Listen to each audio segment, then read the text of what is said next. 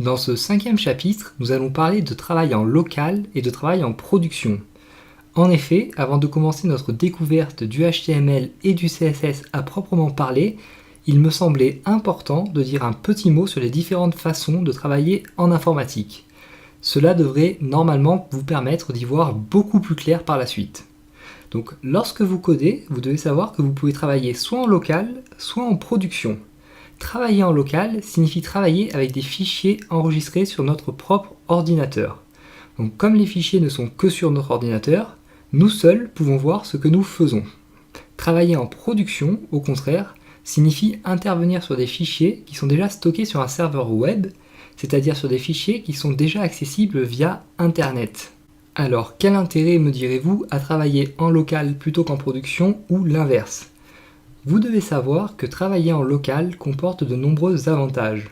Le plus important de ces avantages est certainement le fait de pouvoir créer ou tester de nouvelles fonctionnalités sans impacter le fonctionnement d'un site live qui serait déjà visité par des internautes.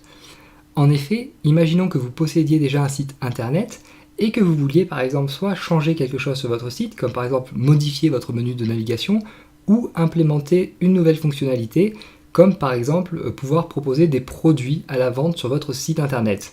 Donc ces modifications, vous allez devoir les faire dans le code de votre site.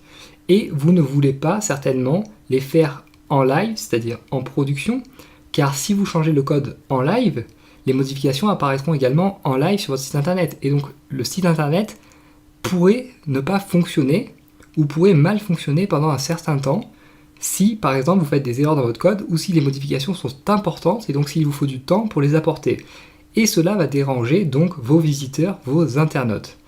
Donc pour remédier à ce problème, ce que vous allez faire tout simplement, ça va être de copier votre site, car un site ce n'est qu'un ensemble de fichiers au final, et de travailler donc sur une version en local de votre site, c'est-à-dire sur une version de votre site qui ne sera stockée que sur votre ordinateur. Vous allez faire vos changements sur cette version, et une fois que vous êtes sûr de vous, vous allez envoyer tous les changements sur votre serveur web, c'est-à-dire en production. Et cela va vous éviter donc d'avoir des bugs sur votre site ou d'avoir un temps de non-fonctionnement pour votre site internet. Alors comment ça va se passer pour nous qui ne possédons pas encore de site internet ? C'est tout simple, donc nous allons commencer par travailler en local, car un bon développeur commencera toujours un projet en local, c'est-à-dire avec nos fichiers stockés sur nos propres machines. Et une fois le travail terminé, donc il nous faudra louer un hébergement web chez un hébergeur, c'est-à-dire louer un bout de serveur web chez un hébergeur. Et on va donc ensuite pouvoir choisir une URL, c'est-à-dire une adresse web pour notre site. Enfin, nous allons transférer tous nos fichiers donc sur l'espace serveur que nous avons loué chez notre hébergeur. Et l'hébergeur se charge alors de veiller à ce que le serveur fonctionne toujours, afin que notre site soit toujours accessible via Internet.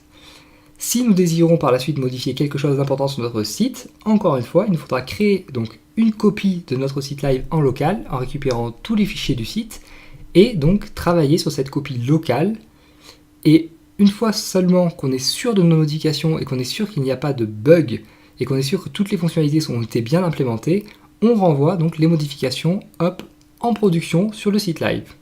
Donc voilà, c'était pour les deux façons de travailler, donc en local ou en production, qui vont être véritablement très importantes si vous souhaitez vous lancer dans la programmation web. Alors pas forcément pour ce cours, puisque pour ce cours nous allons travailler simplement en local et nous allons nous contenter de cela, mais si plus tard vous voulez véritablement vous lancer dans la programmation web, vous devez connaître ces deux façons de travailler et vous devez les utiliser à bon escient, tout simplement. Alors dans le prochain chapitre, nous allons parler de l'éditeur de texte et nous allons choisir un éditeur de texte ensemble pour enfin commencer à coder en HTML et en CSS. Et ensuite, tous les chapitres qui vont suivre vont être des chapitres de pratique tout simplement. Donc je suppose que vous attendez cela avec impatience, mais il me semblait important avant tout de mettre une première couche de théorie afin de bien cadrer ce cours et de savoir où on va et comment on y va surtout. Donc je vous dis rendez-vous au prochain chapitre.